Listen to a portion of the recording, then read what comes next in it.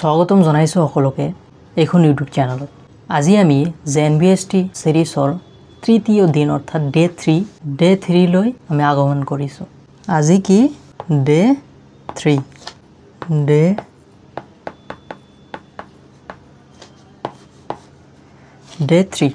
তেনেহলে সোয়া আজি আমি কি চাম পাটিগণিতৰ কি সংখ্যা আৰু গণনাৰ প্ৰথম যেটো আমি বিষয় পঢ়িছো টপিক পঢ়িছো তাৰ পূৰ্ববৰ্তী বৰ্ষৰ পৰীক্ষাৰ প্ৰশ্নাৱলী অৰ্থাৎ PYQ প্ৰিভিয়াস ইয়াৰ কোৱেশ্চন আজি আমি চাম। ঠিক আছে, তো আহা আমি আৰম্ভ কৰো। তেনেহলে সোয়া প্ৰথম প্ৰশ্নটো এটো কি 2005 চনৰ এখন প্ৰশ্ন কি 2005 চনত JNBST সুধিছিল। তিয়া সোয়া এক নম্বৰটো 409 ৰে গঠিত 5টা অংকৰে লিখিব পৰা আটাইতকৈ সৰু সংখ্যাটো কি? কিমানটা অংক হ'ব লাগিব? 5টা অংক হ'ব লাগিব। কি 4 শূন্য আৰু 9 4 শূন্য আৰু 9 ৰে লিখিব লাগে। এতিয়া সোয়া ইয়াতে 3 নম্বৰ আৰু 4 নম্বৰটো দুটাতে কি আছে 99000 কৈ আছে। তেনেহলে এই দুটা কি আমাৰ নহব, সৰুটো নহল এই দুটা। ঠিক আছে, তেনেহলে সোয়া এবাৰ এই দুটাৰ মাজত 409 তিনিটাৰে তিনিটা অংক দি আছে কিন্তু 5টা অংকৰে লিখিব লাগে। তেনেহলে আটাইতকৈ সৰুটো আমি কি কৰিম বাওফালে লম। শূন্যটো আমি বাওফালে দিব নোৱাৰো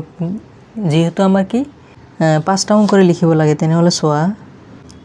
40009 এনেকুৱা লিখিব পাৰো।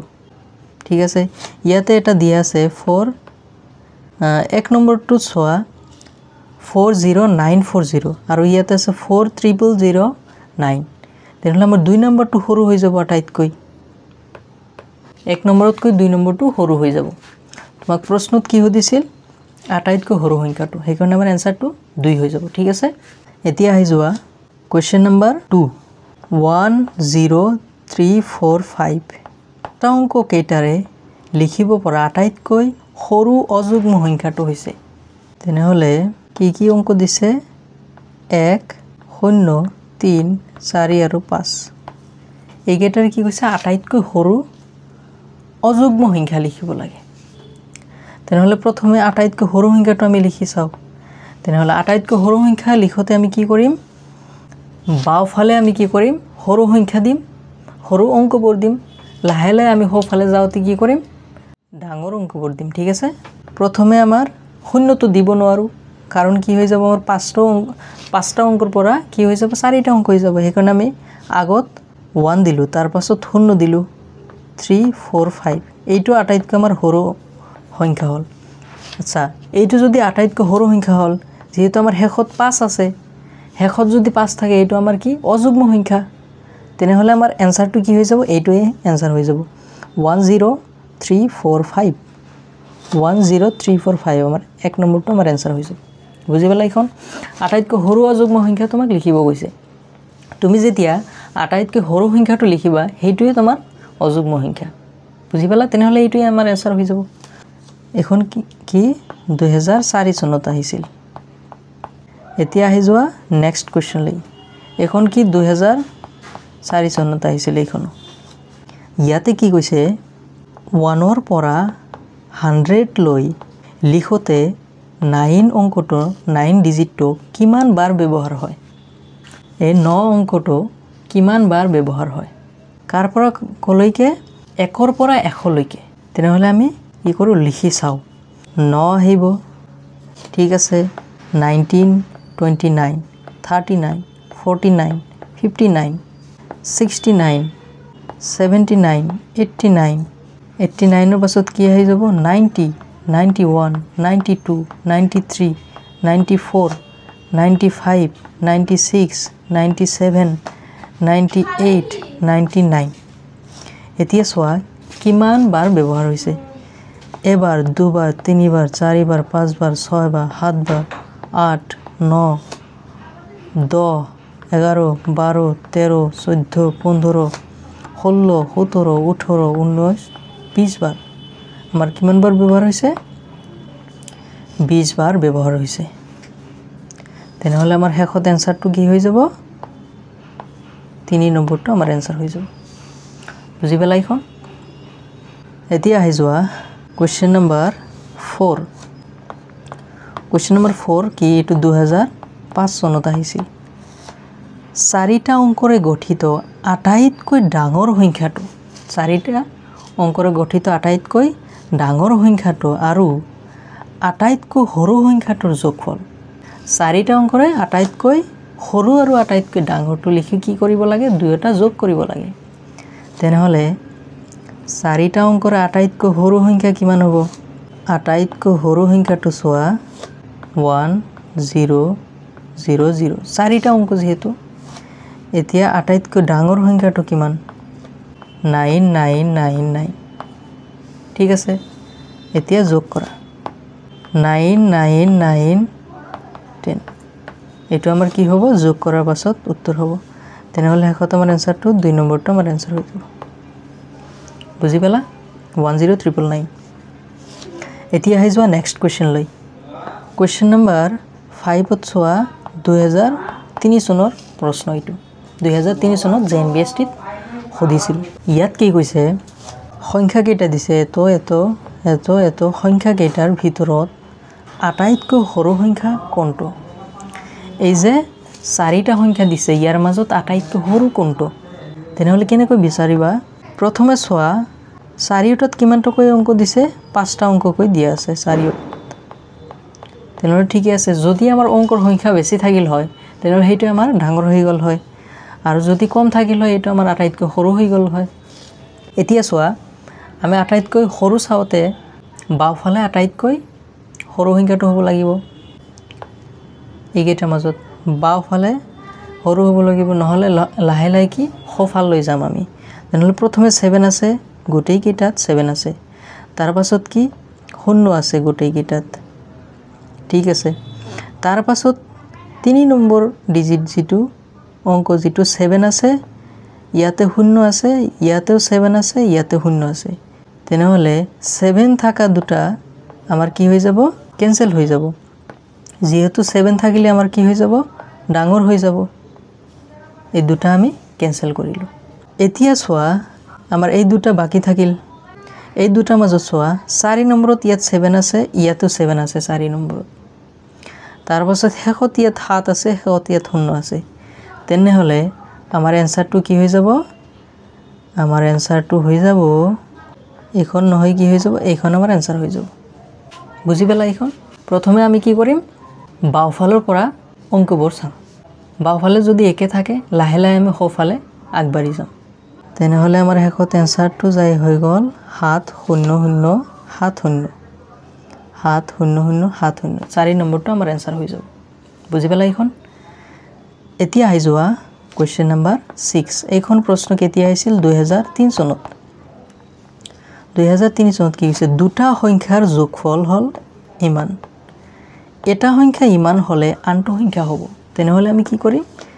11009 এটো দুটা সংখ্যাৰ যোগফল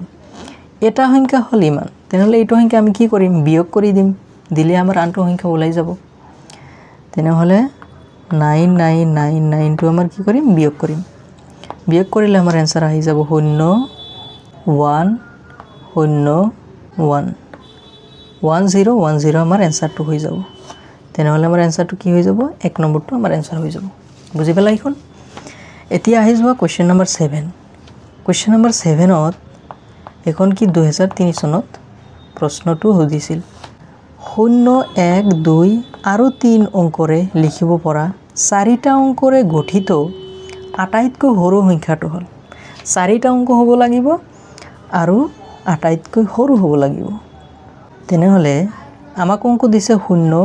1 2 3 যদি সুধিল হয়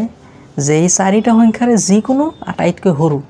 তেনেহলে আমাৰ এইটোই আমাৰ आंसर হৈ গল হয় কিন্তু সুধিছে আমাৰ চাৰিটা অংকৰে এতিয়া এইকেইটা যদি আমি লিখো বাওফালে তো শূন্যৰ ভ্যালু না থাকে তেনেহলে আমাৰ তিনিটা অংক হৈ যাব সেই কাৰণে এটো আমি কি কৰিম চাৰিটা অংক বনোৱাৰ কাৰণে একটো ইফালে লম শূন্যটো আমি ইফালে লম নহলে 1 0 2 3 এটো আমাৰ আটাইতকৈ সৰু সংখ্যা হৈ যাব তেনেহলে 1023 आंसरটো হৈ যাব আমাৰ 1 নম্বৰ বুজি পেলা এখন এতিয়া আহি যোৱা কোৱেশ্চন নম্বৰ 8 এইখন কোৱেশ্চন কি 2002 চনত আহিছিল 105 আৰু 7 অংকৰে লিখিব পৰা 4টা অংকৰে গঠিত আটাইতকৈ ডাঙৰ সংখ্যাটো ইয়াৰ আগতো আছিল আটাইতকৈ সৰু সংখ্যা ঠিক একে 4টা অংকৰে এতিয়া উদিছে আটাইতকৈ ডাঙৰ সংখ্যা তেনেহলে চোৱা আমাক অংক কি দিছে 1 0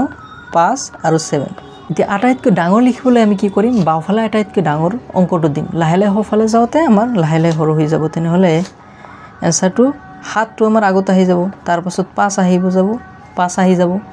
তাৰ পাছত 1 তাৰ পাছত 0 এইটো আমাৰ এনসাৰ হৈ যাব বুজি পালা 7510 আমাৰ এনসাৰটো 4 নম্বৰ হৈ যাব বুজি পালা এখন এতিয়া আহি যোৱা নেক্সট কোৱেশ্চন লৈ কোৱেশ্চন নম্বৰ 9 এখন কোৱেশ্চন 2002 চনতে সুধিছিল এটো কি কৈছে তলৰ সংখ্যাবোৰৰ ভিতৰত কোনটো আটাইতকৈ সৰু তেনেহলে চোৱা 33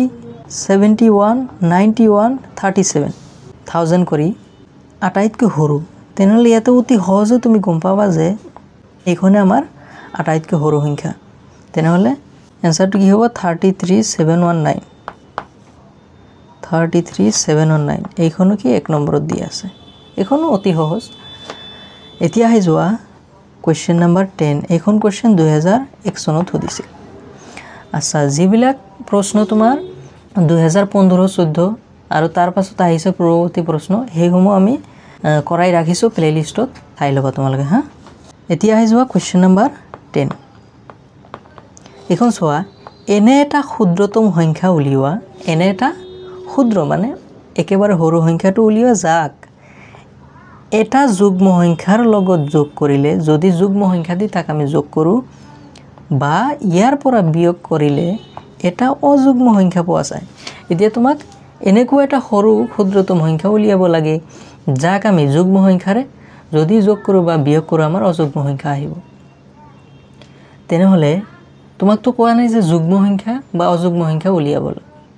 তোমাক কৈছে যিকোনো সংখ্যা ক্ষুদ্ৰতম হ'ব লাগে তেনেহলে চোৱা আমি যদি 1 লিখো ইয়াৰ পৰা 1 বিয়োগ কৰিলে 0 তো যুগ্ম অযুগ্ম এটাও নহয় তাৰ পাছত আমি 2 দি চাও 2 দি যদি 1 বিয়োগ কৰো আমাৰ অযুগ্ম 1 আহিল এবাৰ 2 এৰ লগত যদি আমি 1 যোগ কৰো কিমান আহিব 3 আহিব মানে 2 অংকটোক যদি আমি যুগ্ম সংখ্যাৰ লগত যোগ কৰিব লাগে তেনেহলে আমাৰ 2 টক যদি আমি কি যুগ্ম সংখ্যা দি যোগ কৰো 4 হৈ যাব আমাক কি কৈছে যে ক্ষুদ্ৰতম সংখ্যাটোৰ লগত যদি তুমি যুগ্ম সংখ্যা যোগ কৰা অযুগ্ম সংখ্যা উলিয়াব এটো কি আমি যুগ্ম সংখ্যা 2 এৰ যোগ কৰিছো কিন্তু কি ওলাল আমাৰ आंसर 4 ওলাল এটো আমাৰ যুগ্ম হল কিন্তু আমাক সুধিছে অযুগ্ম তেনেহলে আমি কি কৰিম আমাৰ হেকত আমাৰ आंसर কি হ'ব এটো আমাৰ आंसर হৈ যাব এতিয়া চোৱা 3 এৰ লগত আমি কি কৰিম এটা যুগ্ম সংখ্যা যোগ কৰিম 5 আহিল 5 টো আমাৰ অযুগ্ম ঠিক আছে 3 এৰ পৰা যদি আমি 2 বিয়োগ কৰো 1 আহিল 1 টো আমাৰ অযুগ্ম তেনেহলে আমাৰ কি आंसर টো কি হৈ যাব 3 টো আমাৰ आंसर হৈ যাব 4 নম্বৰ অপচন ঠিক আছে এতিয়া আহি যোৱা কোৱেশ্চন নম্বৰ 11 কোৱেশ্চন নম্বৰ 11 টো কি 2000 চনত সুধিছিল ঘাত 10ৰ ভিত্তিত তলৰ কোণটো 43062 ৰ শুদ্ধ প্ৰকাশ ৰাখি এটো একেবাৰে সহজ চোৱা কি সুধিছে তোমাক 43062 এটোৰ কি উলিয়াব লাগে ৰাখিলৈ প্ৰকাশ কৰিব লাগে তেনেহলে চোৱা আমি কি কৰিম এটা এটা কৈ বাওফালৰ পৰা আমি ওলাই যাম তেনেহলে প্ৰথমে আমি 4 এৰ ওলাম এটো কেনেকৈ ওলাবা 4 * 4 এৰ পাছত যা ৰাখিলৈ লব লাগে সেই অংকটোৰ পাছত কিমানটা অংক আছে 4টা অংক আছে তেনেহলে 10 to the power 4 হ'ব ঠিক আছে তাৰ পাছত 3 * 3 এর পাছত কিমানটা আছে 3টা আছে 10 to the power 3 হ'ব তাৰ পাছত 0 টো আমাৰ নহবে plus 0 plus 6 * 10 to the power কি হ'ব 6 এর পাছত কি এটা আছে 1 প্লাস 2 * 10 to the power 2 এর পাছত একো নাই তেনেহ'লে 0 তেনেহ'লে চোৱা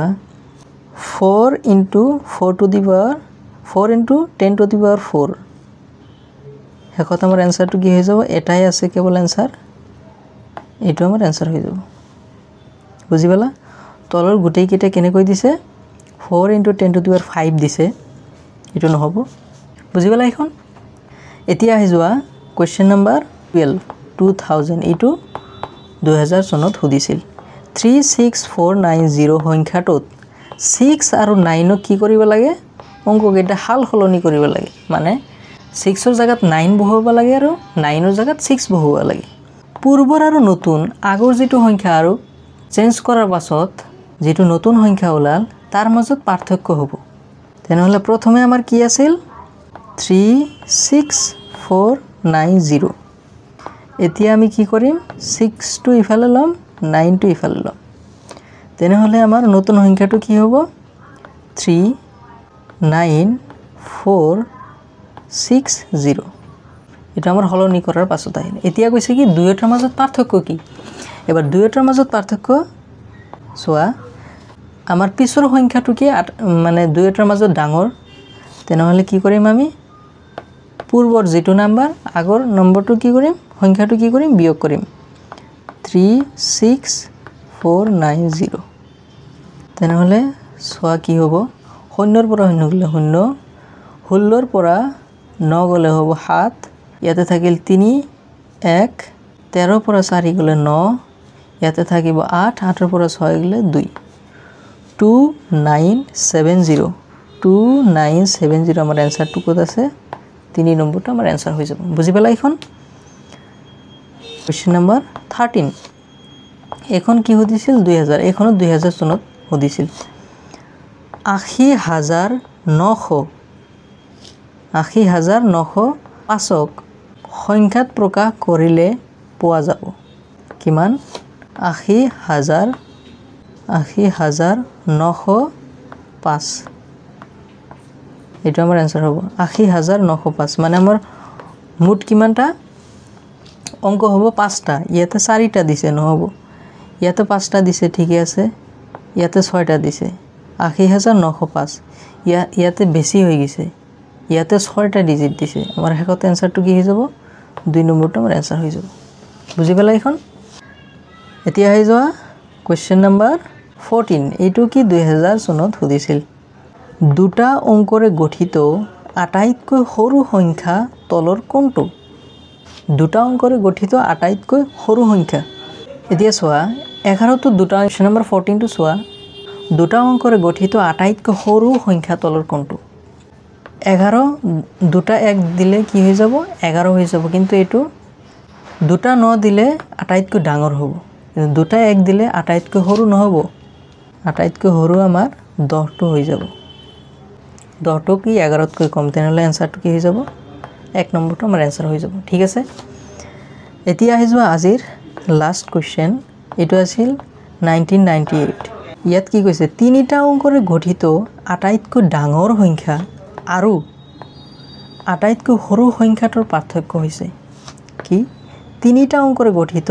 আটাইতকৈ ডাঙৰ এতিয়া অলপ আগত যে আমি চালো আটাইতকৈ ডাঙৰ তিনিটা অংকৰে তিনিটা 9 হ'ব আৰু আটাইতকৈ সৰু তিনিটা 1 নহব 1 আৰু দুটা শূন্য দুইটাৰ মাজত কি পাৰ্থক্য কৈছে এতিয়া চোৱা 998 आंसरটো কি হৈ যাব 899 आंसर হৈ যাব 3 নম্বৰটো বুজি পালা এখন তো এয়াই আছিল আজিৰ ধন্যবাদ সকলোকে আমি নেক্সট ভিডিওত আগন্তুক দিনত কি কৰিম আমি দ্বিতীয় টপিক যেটো আছে হেটো আমি পঢ়িম ঠিক আছে আজি আমাৰ কি সংখ্যা আৰু গণনা টো বিষয় আছিল হেটো আমাৰ শেষ হ'ল ঠিক আছে তো আজি ইমানেই ধন্যবাদ